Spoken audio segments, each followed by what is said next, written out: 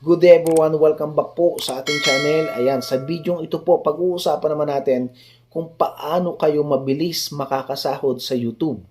Okay, halimbawa, ang status at senaryo po natin sa iyong YouTube channel ay na-meet mo na ang requirements ni YouTube.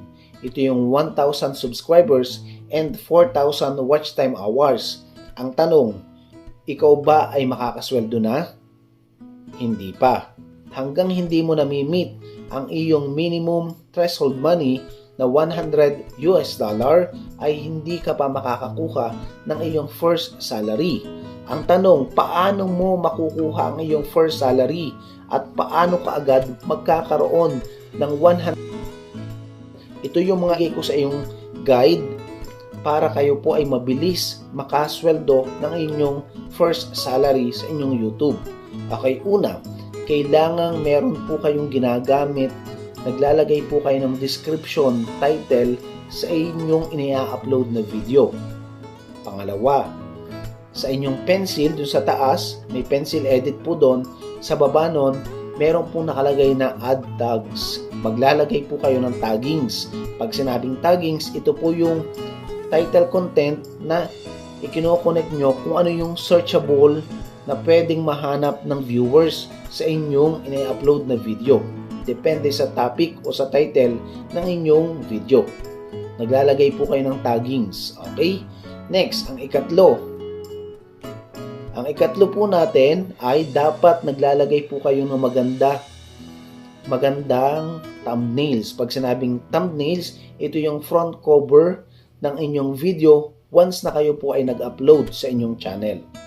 At ang ikaapat, nagko-convert po kayo ng video into shorts video. Pag sinabing shorts, ito po ay tatagal ng 1 minute na ngayon po ay 3 minutes na po. Pwede na pong 3 minutes ang shorts video. Maggawa din po kayo nun, mag-convert po kayo para mas madami pong chance mapanood ang inyong uploaded video. Okay, next. At ang ikalima naman po, dapat po kayo ay nakakapag-live. Isang beses po na kayo nagla-live sa inyong YouTube channel. Isang beses po sa isang linggo ay napakahalaga po nito. Lalo na kung kayo ay hindi pa po nasweldo. Dapat talaga mag-credit ni YouTube na kayo po talaga ay legit. Kayo ay registered and monetized YouTube vloggers.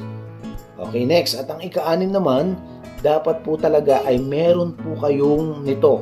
Ito po ang tinatawag nating YouTube Studio app. Ito po ay dinadownload sa inyong Play Store na kung saan gagamitin nyo po ito para ma-monitor nyo lahat. Matrack nyo po lahat dito po sa inyong YouTube Studio app kung ilang views, ilang po ang nanonood sa inyo, and at the same time, ilang watch time hours na po kayo base dun po sa inyong video na ina-upload. Makikita nyo rin po ang mga comments ng inyong viewers nang sa ganon na monitor at natatrack nyo po kung magkano na din po ang inyong threshold money sa inyong video. Ayan, maraming salamat po. Sana natutunan nyo at meron kayong naging idea para mapabilis po ang inyong pagsahod sa inyong YouTube channel.